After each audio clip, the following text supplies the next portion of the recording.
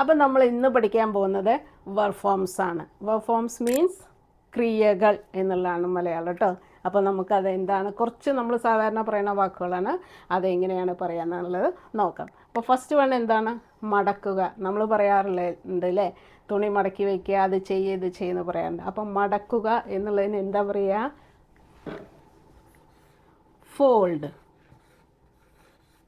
എന്താ പറയുക, fold.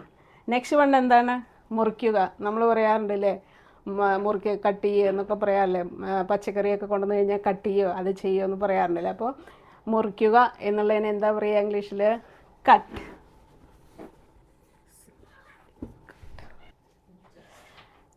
Next one എന്താണ്, കീറുക എന്നുള്ളതാണ്. കീറുക എന്നുള്ളതിന് എന്താ പറയുക, ടിയർ. എന്താ പറയുക, ടിയർ. നെക്സ്റ്റ് വൺ എന്താണ്, കത്തിക്കുക. എന്താ പറയുക, ബേൺ. ബേൺ. എന്താ പറയുക, ബേൺ. നെക്സ്റ്റ് വൺ എന്താണ്, വരയ്ക്കുക എന്നുള്ളതാണ്. വരയ്ക്കുക എന്നുള്ളതിന് എന്താ പറയുക, ഡ്രോ.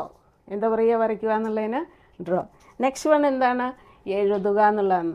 എഴുതുക എന്നുള്ളതിന് എന്താ പറയുക ഇംഗ്ലീഷിൽ, പ്ലീസ് കമൻറ്റ്. അപ്പോൾ ഇതുപോലെയുള്ള ഈസി വീഡിയോസുമായി വീണ്ടും വരുന്നതായിരിക്കും. See you soon.